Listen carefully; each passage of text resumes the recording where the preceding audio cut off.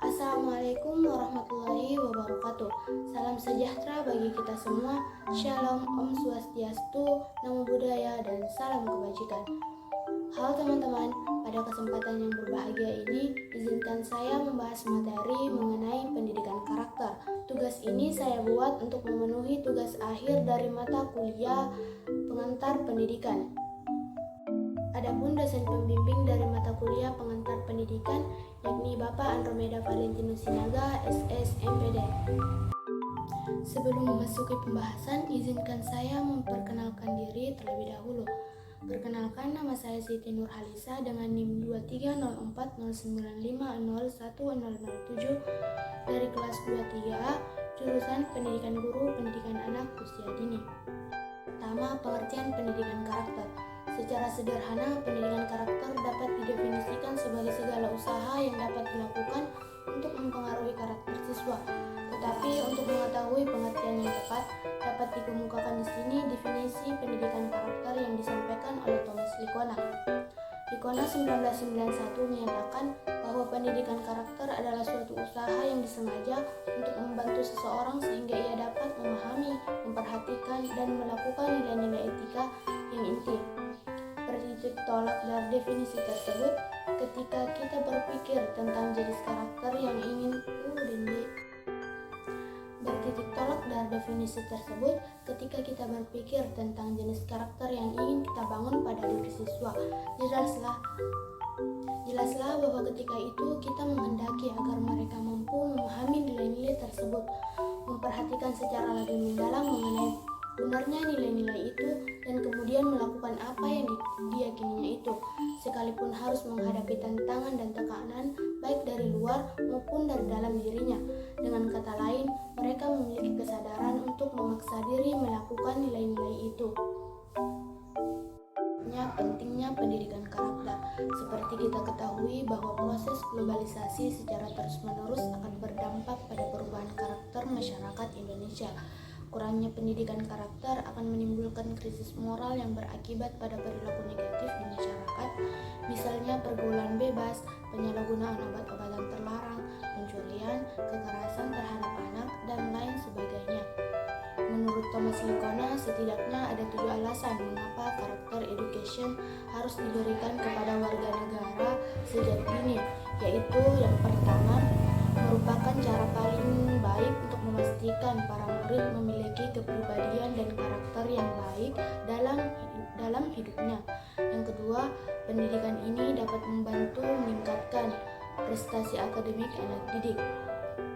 Yang ketiga, sebagian anak tidak bisa membentuk karakter yang kuat untuk dirinya di tempat lain. Yang keempat, dapat membentuk individu yang menghargai dan menghormati orang lain dan dapat hidup di dalam masyarakat yang majemuk. Yang kelima, sebagai upaya mengatasi akar masalah moral sosial seperti ketidakjujuran, ketidaksopanan, kekerasan, etos kerja rendah, dan lain sebagainya. Yang keenam, merupakan cara terbaik untuk membentuk perilaku individu sebelum masuk ke dunia kerja. Yang ketujuh, sebagai cara untuk mengajarkan nilai-nilai budaya yang merupakan bagian dari kerja suatu peradaban. Selanjutnya, menyelami konsep dan pembangunan karakter dalam pendidikan. Konsep pendidikan karakter merujuk pada usaha manusia secara sadar dan terencana untuk mendidik dan memberdayakan potensi peserta didik guna membangun karakter pribadinya sehingga dapat menjadi individu yang bermanfaat bagi diri sendiri dan lingkungannya.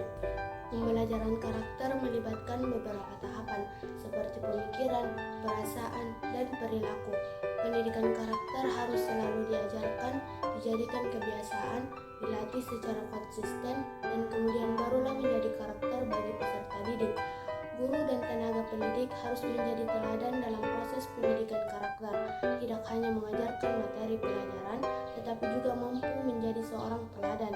Pendidikan karakter sangat penting bagi setiap orang, karena proses globalisasi dan perubahan karakter masyarakat akan berdampak pada perilaku negatif di masyarakat, misalnya pergaulan bebas, penyalahgunaan obat-obatan terlarang, pencurian, kekerasan terhadap anak, dan lain sebagainya. Dengan demikian, pendidikan karakter menjadi satu hal prioritas yang harus selalu dikuatkan. keempat yakni tantangan dalam pembangunan karakter di era digital.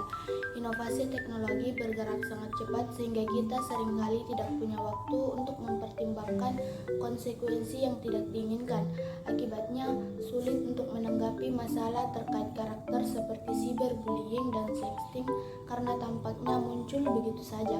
Tantangan kita adalah menemukan cara untuk mengajari siswa bagaimana menavigasi etika dari era digital yang bergerak cepat, secara sadar, proaktif, dan reflektif.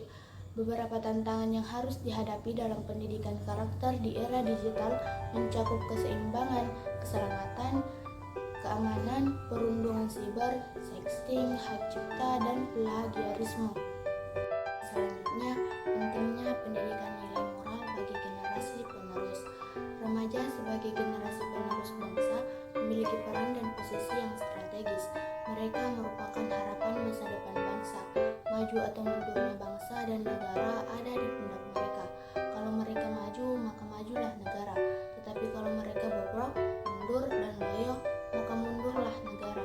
Hal itu bisa terwujud apabila semua potensi mereka dikembangkan, dan salah satunya adalah potensi moral, melihat dan memperhatikan fenomena dan kondisi ideal remaja. Sebagai generasi penerus, maka pendidikan nilai moral perlu ditanamkan sejak dini dan harus dikelola secara serius. Dilakukan dengan perencanaan yang matang dan program yang berkualitas, misalnya dengan jumlah jam pelajaran yang memadai, program yang jelas, teknik dan pendekatan proses pembelajaran yang handal, serta fasilitas yang memadai. Jika hal ini bisa dilaksanakan dengan baik, niscaya generasi akan memiliki moral yang baik, akhlak mulia, budi pekerti yang luhur, empati, dan tanggung jawab. Kondisi ideal remaja sebagai generasi penerus merupakan individu yang sedang berkembang. Oleh karena itu, perlu diberi kesempatan berkembang secara proporsional dan terarah, dan mendapatkan layanan pendidikan yang berimbang antara pengetahuan umum dan pendidikan moral agama. Mereka memiliki peran dan posisi strategis dalam keberlangsungan kehidupan berbangsa dan bernegara. Selanjutnya, implementasi nilai-nilai moral dalam kurikulum pendidikan. Implementasi nilai-nilai moral dalam kurikulum merupakan langkah penting dalam mendidik karakter dan membangun kekuatan positif. Berikut adalah beberapa langkah yang dapat diambil untuk memperkenalkan nilai-nilai moral dalam kurikulum pendidikan. Yang pertama, mengembangkan lingkungan yang mendukung pengembangan nilai-nilai moral. Lingkungan sekolah harus mendukung pengembangan nilai moral siswa dengan menyediakan sumber daya, fasilitas, dan lingkungan yang aman dan nyaman.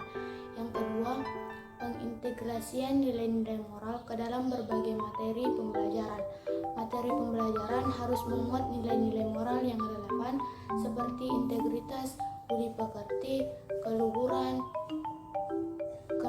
budi pekerti, perhatian dan empati, kerjasama, dan lain-lain.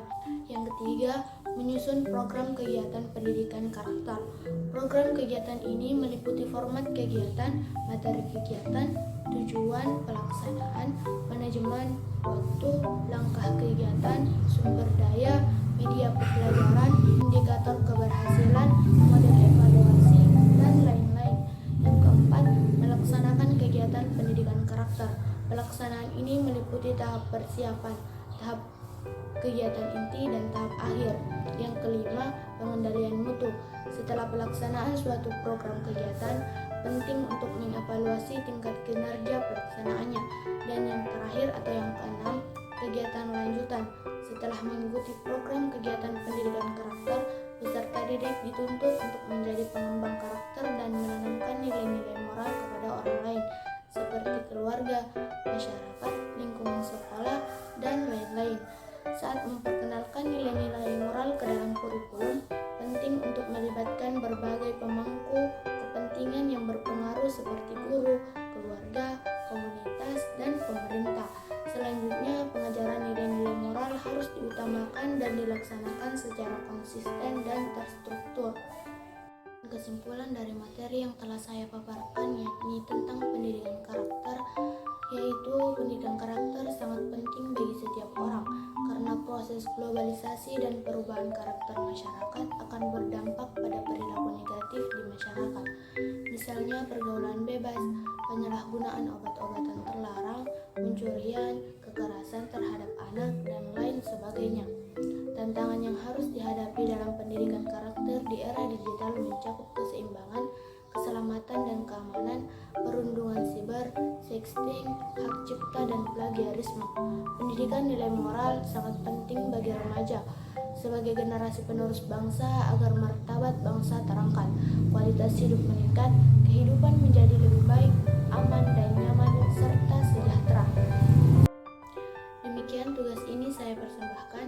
Video ini saya buat sebagai wadah untuk menambah wawasan tentang pendidikan karakter.